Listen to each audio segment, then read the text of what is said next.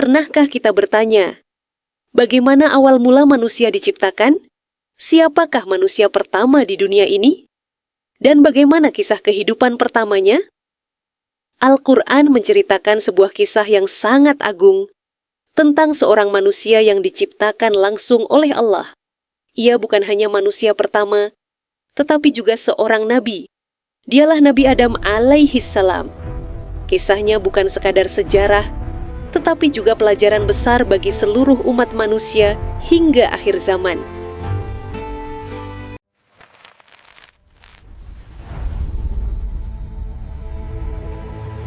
Jauh sebelum waktu dihitung, di kedalaman semesta yang agung, Allah Subhanahu wa Ta'ala berkehendak mewujudkan mahakaryanya.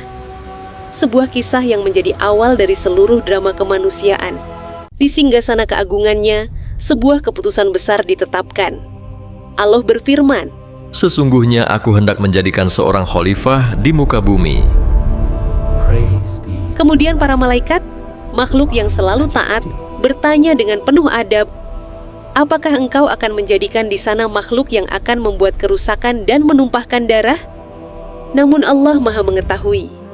"Sesungguhnya aku mengetahui apa yang tidak kamu ketahui." Kemudian Allah menciptakan manusia pertama dari tanah liat dan meniupkan ruh pada dirinya.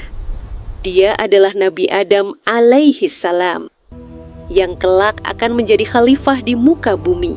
Kemudian Allah pun membekali Nabi Adam dengan ilmu yang tak dimiliki makhluk lain.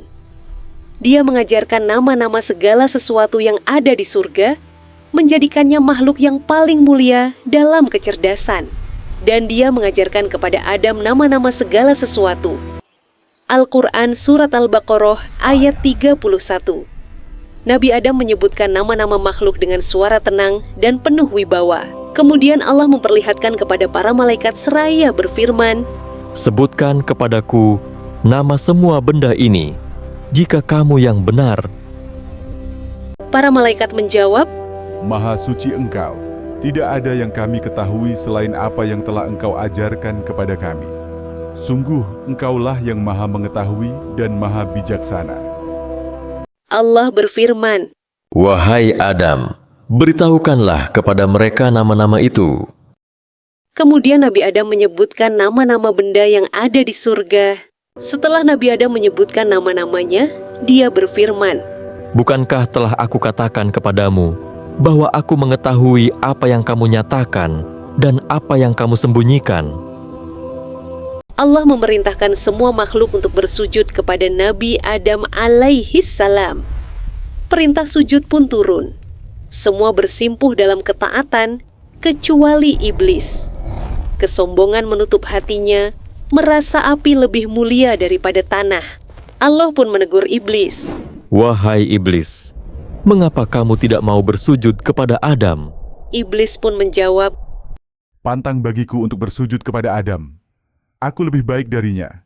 Engkau ciptakan aku dari api, sedangkan Engkau ciptakan dia dari tanah. Setelah mendengar jawaban iblis, Allah Subhanahu wa Ta'ala pun mengusir iblis dari surga. "Keluarlah kamu dari surga.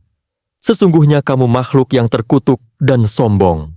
Sebelum diusir, iblis memohon kepada Allah dan berkata, "Ya Tuhanku, berilah saya umur panjang sampai hari kiamat, dan saya akan menggoda dan menyesatkan semua manusia kecuali hamba-hambamu yang bertakwa." Allah berfirman, "Kamu akan aku berikan umur panjang sampai hari kiamat. Sesungguhnya kamu tidak akan bisa menjerumuskan hamba-hambaku kecuali mereka orang-orang yang sesat."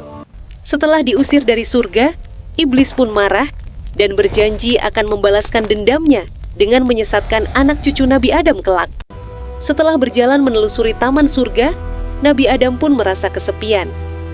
Allah Subhanahu wa Ta'ala yang melihat hal tersebut langsung menciptakan manusia lainnya, yaitu Hawa, yang kelak akan menjadi teman sekaligus istri Nabi Adam. "Siapakah kamu?"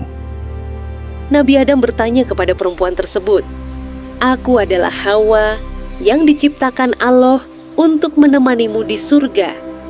Akulah istrimu, wahai Adam." Mendengar hal itu, Nabi Adam merasa senang, karena sudah ada manusia lain yang menemaninya. Nabi Adam dan Hawa pun bersyukur kepada Allah Subhanahu wa Ta'ala yang telah menciptakan mereka dalam bentuk sebaik-baiknya. Wahai Adam, tinggallah kamu dan istrimu di dalam surga dan makanlah dengan nikmat yang ada di sana sesukamu. Tetapi janganlah kamu mendekati pohon ini, nanti kamu termasuk orang-orang yang zolim. Al-Quran Surat Al-Baqarah ayat 35. Namun, di balik pohon, ada iblis yang siap menggoda Nabi Adam dan Hawa untuk menghasut mereka melanggar perintah Allah Subhanahu wa Ta'ala dengan memakan buah khuldi, buah yang terlarang untuk dimakan. Iblis pun mendekati dan berbisik kepada Nabi Adam. Maukah kamu aku tunjukkan pohon keabadian? Seketika Nabi Adam pun memikirkan apa yang dikatakan iblis tersebut. Hati dan pikirannya ragu apakah menerima tawaran iblis atau tidak. Akhirnya Nabi Adam dan Hawa pun tergoda oleh rayuan iblis, dan iblis menunjukkan buah khuldi tersebut. Inilah buah khuldi, buah keabadian. Jika kamu memakannya, maka kamu dan Hawa akan kekal di dalam surga. Rasa penasaran itu tumbuh, hingga akhirnya larangan itu dilanggar. Kesucian pun tanggal, dan rasa malu menyergap seketika. Nabi Adam dan Hawa kehilangan baju indahnya yang mereka kenakan. Mereka menutupi tubuh mereka dengan dedaunan yang ada di surga. Mereka sangat malu, dan seketika takut kepada Allah Subhanahu wa Ta'ala. Allah pun menegur mereka. Bukankah sudah aku larang kalian mendekati pohon itu? Dan bukankah sudah aku peringatkan kalian, iblis adalah musuh yang nyata bagimu? Nabi Adam dan Hawa sangat menyesal, dan mereka ingin agar Allah mengampuni mereka. Kemudian Allah mengajari mereka doa memohon ampunan. Rabbana zalamna anfusana, wa in lam taghfir lana, wa tarhamna lanakunanna minal khasirin. Kemudian Allah mengampuni taubat Nabi Adam dan Hawa yang sungguh-sungguh. Tetapi tetaplah keputusannya, Allah Subhanahu wa Ta'ala mengeluarkan mereka dari surga dan turun ke bumi untuk menjadi khalifah. Turunlah kamu, sebagian kamu menjadi musuh bagi yang lain, dan bagi kamu ada tempat tinggal dan kesenangan di bumi sampai waktu yang ditentukan.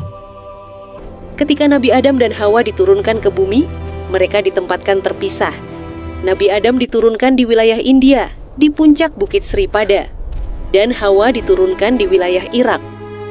Setelah bertahun-tahun saling mencari, akhirnya mereka bertemu kembali di Padang Arafah, di Bukit Jabal Rohmah.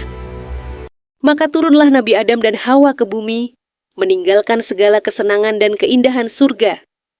Mulai saat itu mereka mengupayakan mencari makanan, pakaian, dan rumah dengan tangan mereka sendiri.